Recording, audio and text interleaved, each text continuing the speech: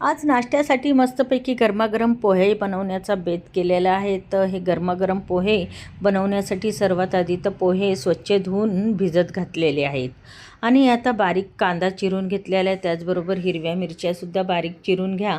तेलामध्ये राई, जिरे, कढीपत्त्याची पानं, थोडेसे शेंगदाणे तसेच हिरव्या मिरचीचे तुकडे टाकून मस्त परतून झाले की त्यात बारीक चिरलेला कांदा परतून घ्यायचा. आवडत असतील तर पातळसे बटाट्याचे काप करून त्यामध्ये घालून घ्या.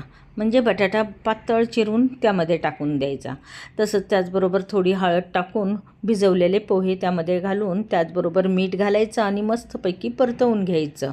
आता एक लिंबू अख्खं पिळून घ्यायचं आहे त्यामध्ये. त्याचबरोबर थोडीशी साखर आणि कोथिंबीर टाकून मस्तपैकी त्याला परतून घ्यायचं. पाण्याचा हापका मारायचा आणि झाकण ठेवून त्याची वाफ काढून घ्यायची. वाफ मस्तपैकी निघालेली आहे. गरमागरम पोहे आपले तयार झालेले आहेत.